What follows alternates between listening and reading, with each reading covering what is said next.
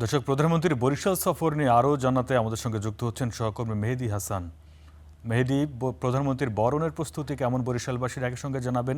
দীর্ঘদিন ধরে বরিশালে রেল লাইনের দাবি ছিল স্থানীয়দের। সরকার প্রধানের এই সফর ঘিরে সেই বিষয়ে কোনো সুখকর বার্তা আসতে পারে কিনা, আপনার কাছে কী তথ্য আছে?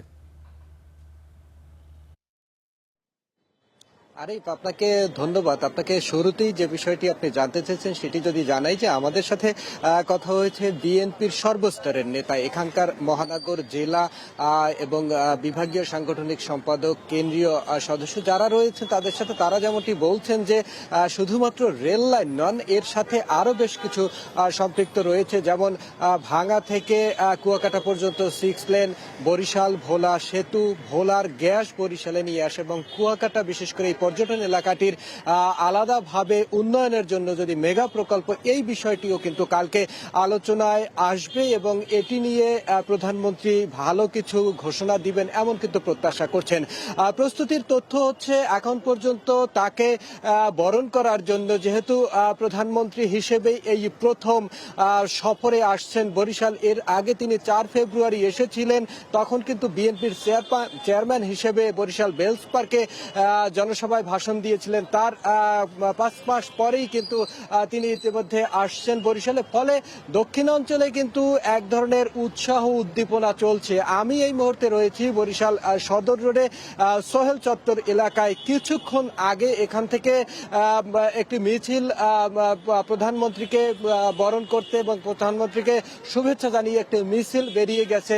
শুধুমাত্র এই সময় মিছিল না, আজকে কিন্তু সকাল 10টা থেকেই দফায় দফায়, অর্থাৎ জেলা, ছাত্রদল, মহানগর, মহিলা নেতৃবৃন্দ সহ বিভিন্ন স্তরের নেতৃবৃন্দ কিন্তু মিছিল করেছেন। ফলে এই নগরীটি একটি মিছিলের নগরীতে পরিণত হয়েছে। যেহেতু সরকারিভাবে নির্দেশনা রয়েছে, রাষ্ট্রীয় সফরে প্রধানমন্ত্রী আসছেন, কিন্তু কোনো ব্যানার ফেস্টুন নেই, তার নির্দেশনা অনুসারেই কিন্তু এটি নেই।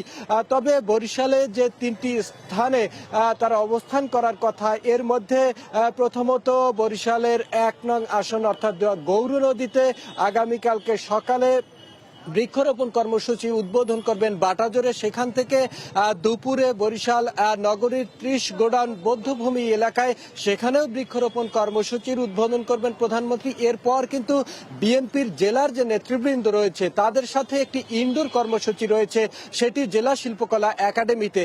সেখানে বিএনপির সাথে এই দলের সর্বোচ্চ নেতা কথা বলবেন এবং এই অঞ্চলে বিএনপির কার্যক্রম নিয়ে দিক নির্দেশনা দিবেন। এবং এই ক্ষেত্রটিতে, অর্থাৎ এই শিল্পকলা একাডেমিতেই কথা বলার সময়ে কিন্তু নেতৃবৃন্দ যেটি বলছেন যে তাদের পক্ষ থেকে দক্ষিণাঞ্চলের যে মেগা প্রজেক্টগুলো, সেগুলোর বিষয়ে তারা দাবি উত্থাপন করবেন এবং তারা প্রত্যাশা করছেন, যেহেতু বরিশাল বিভাগ সাবেক প্রধানমন্ত্রী বেগম খালেদা জিয়ার হাতে তৈরি, এই সফরের মধ্য থেকে তারেক রহমান এই অঞ্চলের মানুষের আশা পূরণ করবেন, এমনটাই কিন্তু প্রত্যাশা। সব দিক থেকে বরিশাল এবং দক্ষিণ অঞ্চলের মানুষ প্রস্তুত দেশের প্রধানমন্ত্রীকে বরণ করার জন্য। বরিশাল থেকে এই ছিল আমার কাছে সর্বশেষ।